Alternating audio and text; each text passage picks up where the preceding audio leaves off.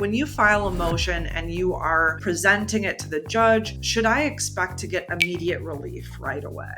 Some people will come in the door and say, we're never going to reach an agreement. This is going to go to trial. And I'm like, wait. All right, we're back again. My name is Katie VanDeusen. I'm the managing partner at Sterling Hughes. And today we have Senior Partner Ali Isroff. Welcome, Ali. Thank you for having me.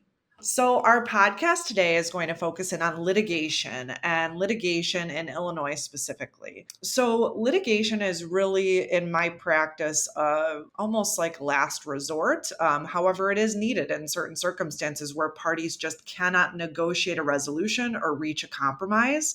And that's where you really have to rely on the court system and the judge specifically to help support you through that and make a decision for the parties. So, Allie, I want to start by just kind of describing the overall process of litigation in Illinois and kind of what steps that involves or that includes. So, can you tell us exactly kind of what litigation looks like in Illinois?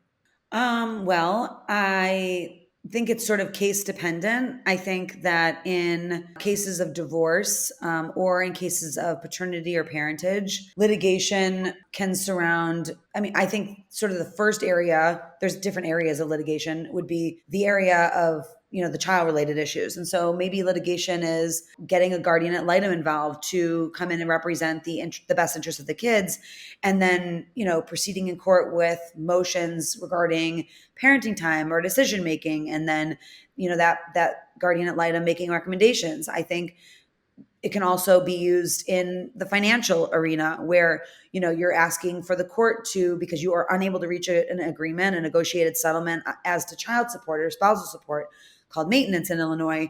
You're asking the court to award temporary support or temporary expense contribution. So you're utilizing. It's generally it's started by an attorney filing a motion, and then from there you're asking the court to engage with you rather than asking the other side to negotiate with you. Got it.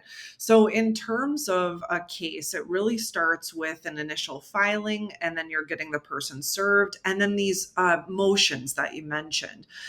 For example, what does that process look like? Like when you file a motion and you are presenting it to the judge, what's the next step? Like, in terms of the other side getting time to respond, and what does that look like? Specifically, if I file something and I'm a client, should I expect to get immediate relief right away? No.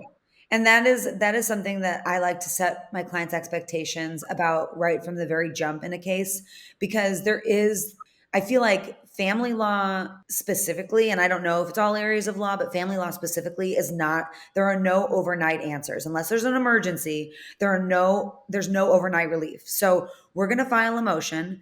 It's going to take a few weeks for us to even get it before the judge because we have to find an opening in their calendar.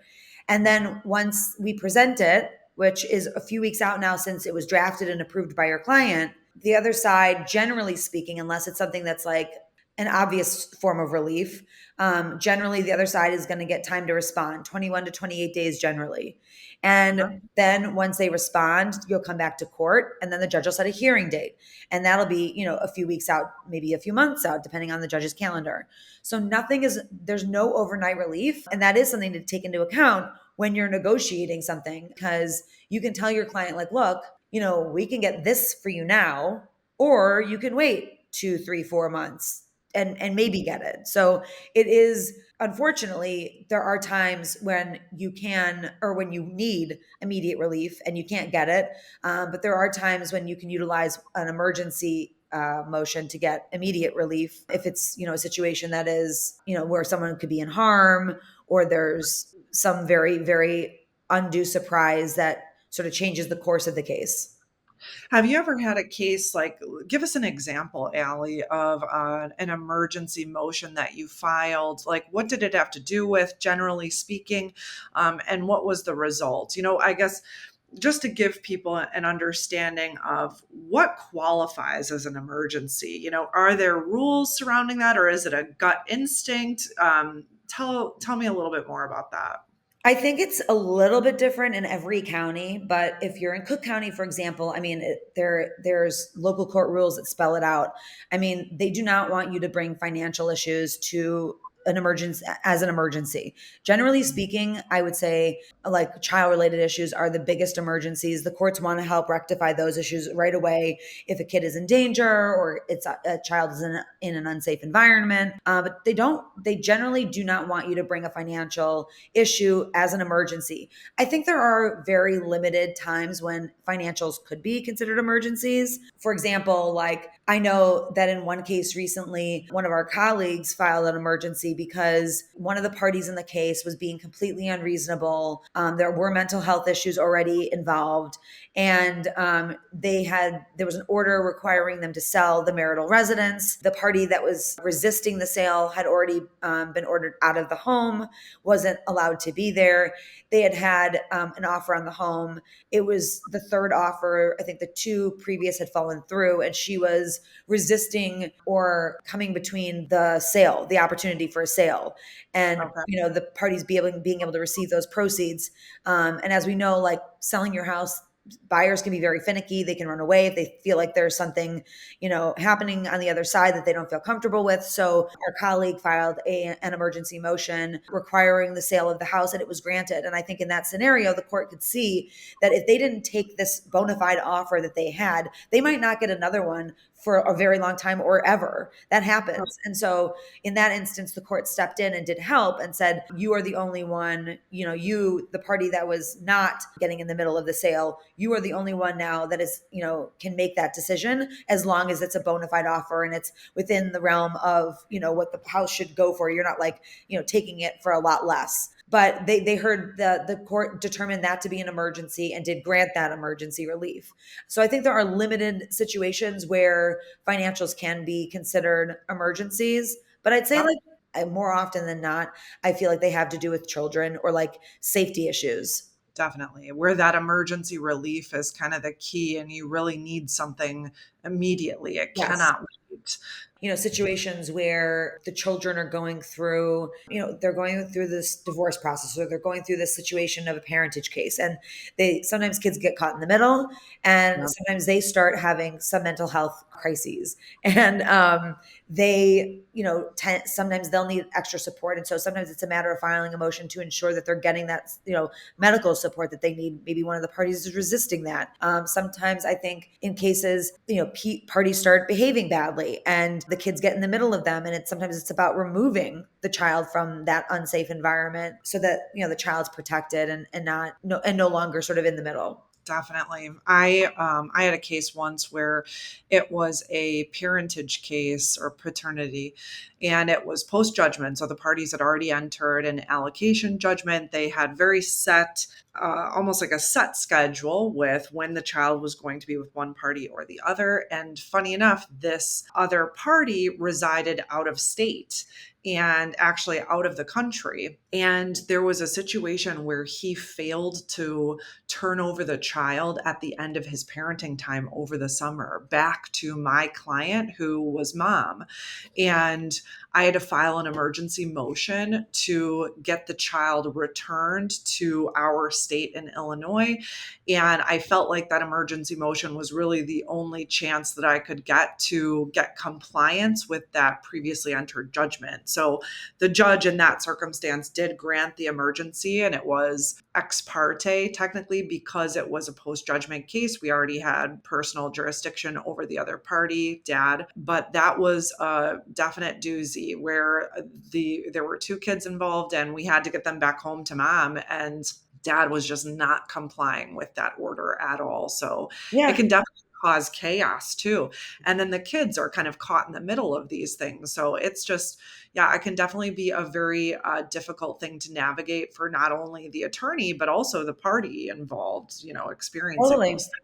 So, And then I think, it's crazy because in that situation, I bet that snowballed into like having to renegotiate the terms of the allocation judgment. Because once someone goes off the wall, off the rails like that, and does something so egregious as to keep a child from the other parent and violate that court order, it tends to then bring everything back, because now the court's like, mom, in your scenario, and the court probably were like, we can't trust him to have this agreement going forward. So now you need to renegotiate sort of everything. And it sort of opens the case back up and makes it almost start over in many ways, which, is obviously very frustrating, but it has to happen because, one party was so non-compliant. And you're exactly right. It almost opened up Pandora's box again, and we had to go into renegotiating the previously entered order. There was a guardian ad litem that was appointed as well to investigate what was in the children's best interests.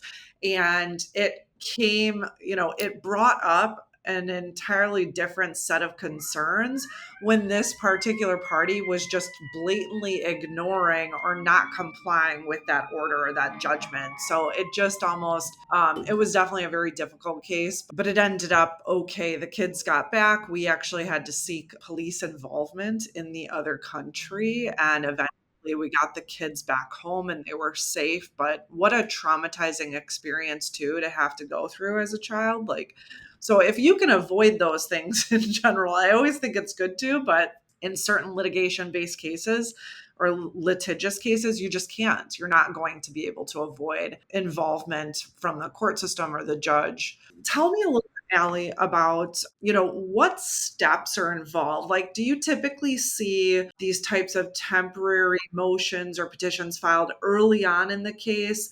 Do you see discovery? Like, what's a typical timeline of a litigation case, would you say? Well, I think that if the case is going to be a litigation case versus a negotiated settlement, I would say for a divorce, it could be 6 months to a year. I think for a paternity or a parentage case, maybe a little bit shorter, because you're not going to be dividing assets and debts in that case. So you've eliminated a few of the issues that you're going to have to deal with. So Yep. maybe like 6 to 9 months. And then in terms of different things that you can do or ways that you can maybe reach resolution outside of going all the way to a trial, pretrial conferences come to mind. Tell us a little bit about what a pretrial conference feels like or looks like and what that entails. Yeah, I think so. That's another really great tool that we have that I always talk about with my clients at the very beginning, because, you know, some people will come in the door and say, we're never going to reach an agreement. This is going to go to trial. And I'm like, wait, wait, wait. There are so many things that we'll be able to do prior to going to trial. And one of them is a pretrial conference, which is where we get to lay out all of the open issues to the judge that's going to be hearing the trial, or hearing the trial if it were to happen. And we get to ask the judge what their recommendation is. We get to argue our points. It's basically a trial without testimony. And we get Yep. to argue all of our points. We get to explain our reasoning. And we get the judge to issue a recommendation based on all of that, on how he or she would rule if the case did proceed to trial. And that is so helpful, because now, there's not going to be a lot of, I mean, there are outlier situations where maybe a judge might change their mind based on the testimony of the parties or their witnesses. But most often, I would say the judges follow through with what they said they were going to do in a pretrial. And they'll tell you that. They'll tell the clients, because you'll still have clients say, oh, well, I don't care. I'm still going to go to trial. Sometimes, the judge will come out and say, listen, I know you think that by going to trial, you might get a different result. 9 times out of 10, you're going to get the same result that I just told you. So keep that in mind, or sure, press forward and spend, X amount of dollars more proceeding to trial. So it's a great way to try to resolve a case before it has to sort of hit that final last straw. Definitely. And in terms of another kind of tool that we've talked about previously, like depositions and how you use those to apply pressure or strategically in a litigation based case, tell us about how you use those as an additional tool as well. Yeah. So once a case is set for trial, I will always take a deposition of the other party. If there's any special witnesses that they're relying on, I might take their deposition too. For example, if in the example of a case where you're trying terminate spousal support. Yep. Um, because your argument is that the other party is now living with somebody else, which is a terminating factor under the statute. I might call in that other person and get their testimony too. Um, you know, depositions tend to I think they do two things. I think they scare the other side a little bit. I think that they tend to let them know that you mean business and that you're heading to trial. And I think it gives you the opportunity to um, feel out exactly what they're going to say on the stand before you actually have to put them on the stand. So now you can prepare better for their testimony in a trial. Definitely. Have you ever, Allie, experienced a case where maybe a deposition ended up actually resolving a case and kind of forcing settlement because of either the information that came to light at the deposition or just how prepared you were and it kind of rattled the cage of the other side? Yes, it's both of those things that you just said. Sometimes honestly, it's also just getting the parties together in a room. I've had Mhm. two or three cases settle just because the lawyer and I were sitting in the same room together and the party was there and we were able to have a conversation. It wasn't even necessarily about what they were being deposed about, although of course, there's a little bit of relevance because I do believe I was, in one case in particular, I have a case right now where it's a divorce case. The other side, we've got the parenting issues worked out. It's all about financials, and so I was trying to determine the other party's income, and I was trying to also determine from him whether he agreed that my client put in $30,000 as a down payment to the marital residence from her non-marital funds, and Okay. he admitted it in the room, which was great because that's all I needed. But Yep. also, while we were sitting there after the deposition was over, I said, listen, this is the one remaining issue that is left. Like, here's how I'm thinking about this. And, generally speaking, we aren't really able to communicate with the other side, the party themselves. We are only able to communicate with their lawyers. So having the other party in the room, letting me have that conversation with the other lawyer, but with him too, because he was there, allowed him Yep. to see what my argument was, because I don't know how his lawyer is relaying my offer to him and I was able then to do it myself. And Yep. we very quickly after that were able to finalize the case because I think he realized he wasn't getting all the information from his lawyer, or it wasn't being given to him in the right way. He didn't understand it. Then he did. Then we worked it out. That's amazing. That is such a like strategic way to go about using a deposition that results in something that the client probably wanted from the get-go, right? Like Yeah. most of the time people don't want to go forward and testify at a trial. It's very emotional, it's very draining mentally, physically, financially. So to use these other things to kind of facilitate resolution prior to that, I think is so intelligent. And I think it's also best for the client ultimately. Oh yeah. Um, Kind of in that vein. So we've talked about pre-trials, we've talked about depositions. What about settlement conferences? Have you kind of relied on those more in your practice as time has gone on to try to reach a resolution? And do you feel like those are used mainly, can they be done in litigious cases, or do you view it as, is this a waste of time? I think it's super case dependent. I think it's Same. funny in this case that I just described with the deposition, the lawyer on the other side has been so difficult, non responsive. When he does respond, it's like it doesn't even make sense, And so, had you asked me if I would have had a settlement conference with him, I think I would have said no because it would have been a waste of time. But it surprised me in this deposition that he let me speak to his client. He let this whole thing sort of occur. And that was basically what it was a settlement conference. So I think, when I think about it that way, I think, wow, I should give them more of a chance, even when I don't think that there's going to be anything that comes of it. Because, what is it, an hour out of your day usually to try to make these things work? And a situation that, I think if it's a situation that even if you feel like you might not get anywhere, maybe you get a little somewhere. Maybe you work a few things out. So Right.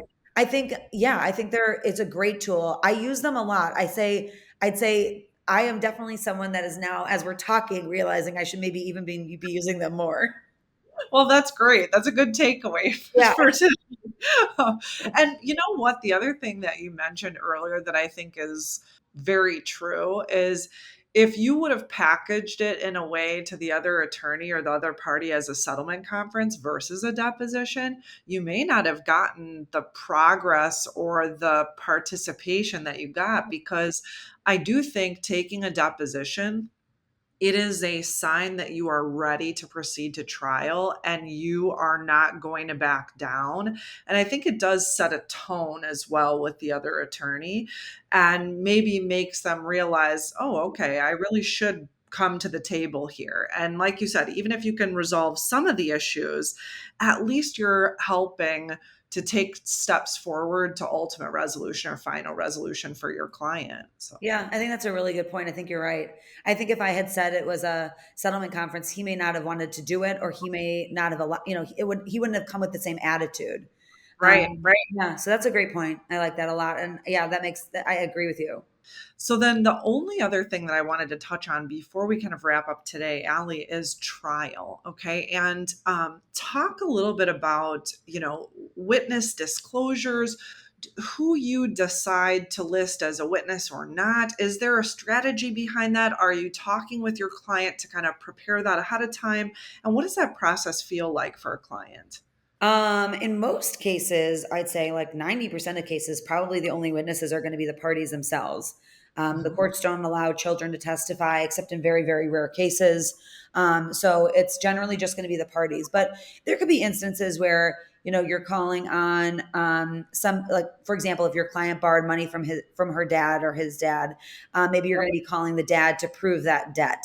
And so you'd list them as a witness. You can ask your client, when you're getting ready to disclose witnesses, which is part of sort of the trial preparation, because you have to disclose witnesses, in advance of trial. You ask your client, who would they want to testify for them? And then you discuss whether that's relevant testimony or not, or whether it's necessary or not. We can't just use people to come in and bolster testimony. The courts won't want that. It's a waste of time. But for example, in that instance, I said that I gave you the loan example. There could also be an example where maybe you utilize a caregiver, and that caregiver has had the opportunity to view both parents interacting with the child, and so they can bring a different perspective. Yep. Guardian ad litem, having that person testify. I think those are all witnesses that would definitely be helpful in a case. And then I did say you have to disclose witnesses prior to trial. There are very rare instances where you don't have to disclose a witness. For example, if you bring in a witness for impeachment purpose, not impeachment, for A rebuttal rebuttal witnesses. witness? Thank you. Yeah, a rebuttal witness. Yep. Yes. So those don't need to be disclosed. And I've actually done that in a case before too, where I asked, I knew it was coming. I had my rebuttal witness on the line, and Yep.